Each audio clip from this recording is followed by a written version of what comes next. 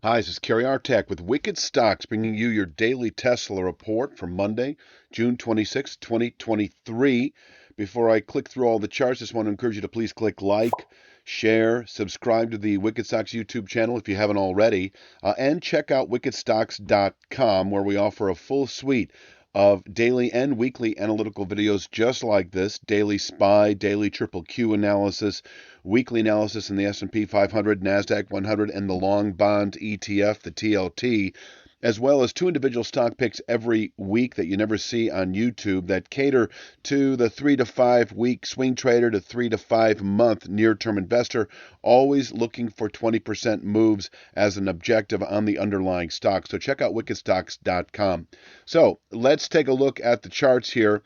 We could backtrack a little bit. About a month ago, we settled above this descending channel top. This is a weekly chart.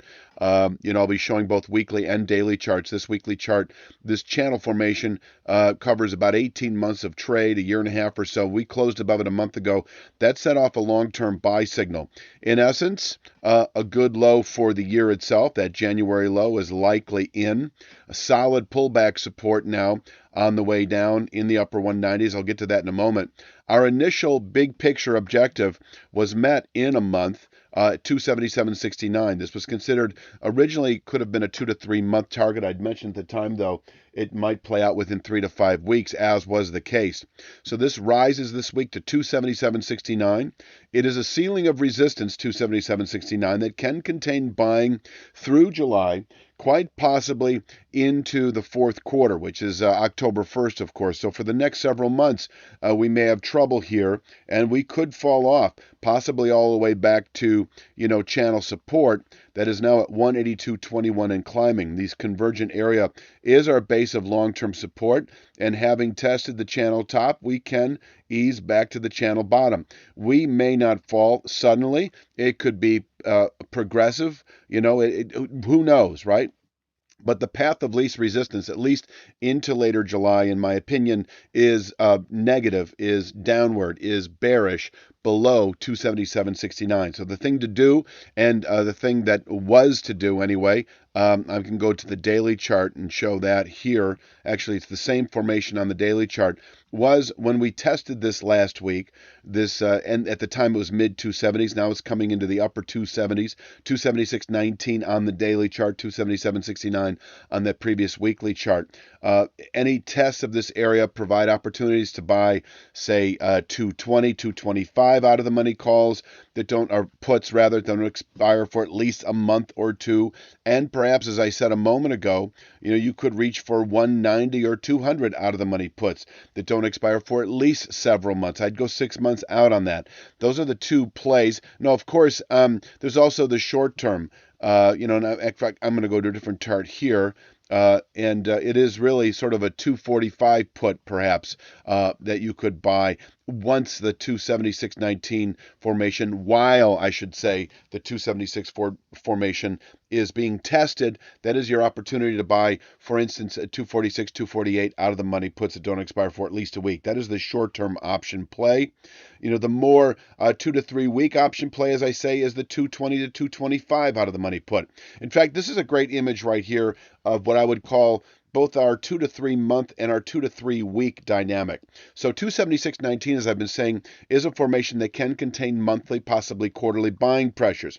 And so in terms of the monthly containment, it would be anticipating 221.76, this rising 1/3 speed line that comes off the January low. That also lines up with that old Fibonacci level, as you may recall, at 221 and a quarter.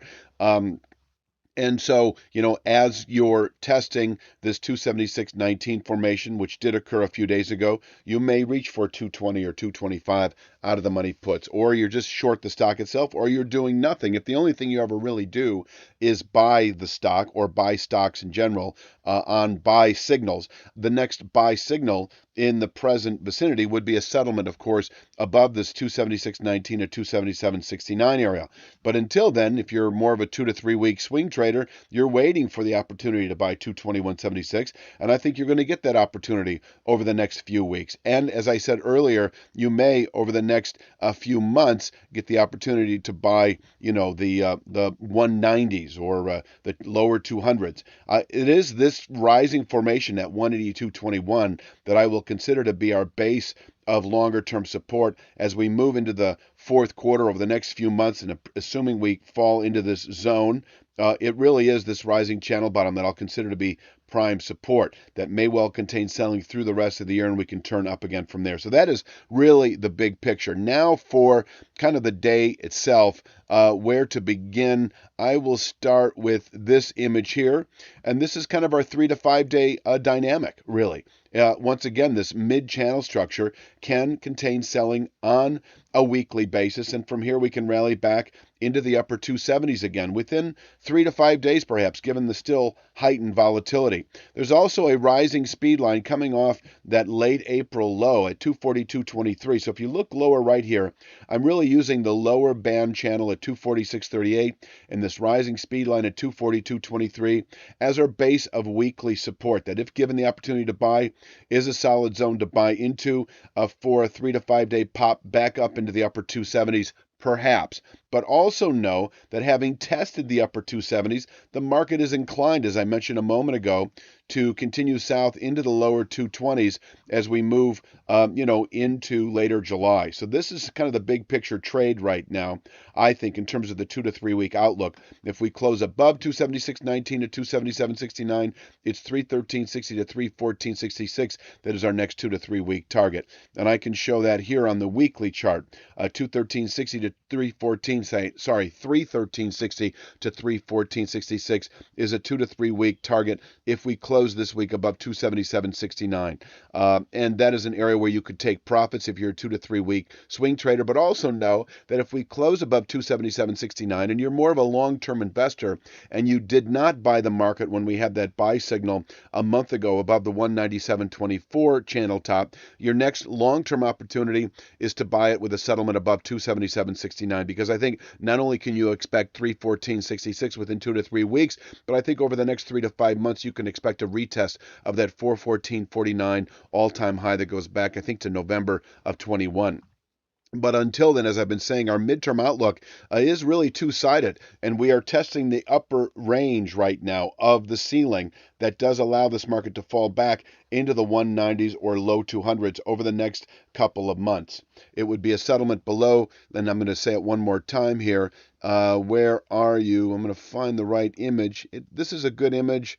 I think this is a better one. 242.23 to 246.38. You can see it lower right. If we close below this area, it would be consistent with my overall expectation of falling into the lower 220s over the next several weeks. And that's why you never really know. We can bottom out in the low to mid 240s, rally back into the mid to upper 270s, fall back again, or, over the next few days, maybe today, Monday, we close below 242.23, which sets off a 3 to 5 day sell signal down to 221.76. And as the week goes by, I think it's Wednesday of this week that 242.23 actually converges with 246.38. So this area lower right is narrowing. For the upside, I must mention I did make 267.06 a session containment level. So this is really more for the day traders, and I'm going to show that right here. You've got this long-term descending 2/3 speed line that we pushed through last week, did not close above. We're appreciable distance from it from a day trade perspective, and so it is a level I think that may contain daily buying pressures. And if we close today above 267.06, I think you can expect that 277.69 formation tomorrow, Tuesday. Until then, we can fall into the upper 240s, possibly today, 242.23 to 246.38. For the day itself, 262.62 is our upward pivot point. Pushing or opening above 62.62 does indicate that 267.06 speed line where we can place a daily high, and closing above 67.06, once again, expect 277.69 probably tomorrow. Downside today, breaking or opening below 252.80 does indicate 246.38 intraday, which is the start, of a gradually narrowing range of support this week, as I mentioned, down to 242.23 that may well contain weekly selling pressures, and from there we can rally back into the upper 270s by the end of the week. Finally, and I've said it already, closing below 242.23. Expect this 221.76 rising one-third speed line that is projected off that January low. It may well contain selling through July, and we can rally back into the upper 270s, low 280s by that point. Again, within several weeks of doing so. And so, once again, it is not straight down. The descent that I'm anticipating the possibility of, not a strong expectation for 197.24 unless, last thing I'll say, we close below 221.76. And then it's pretty clear cut. We'll test this channel bottom that is presently around 188, and that could bottom out through the rest of the year.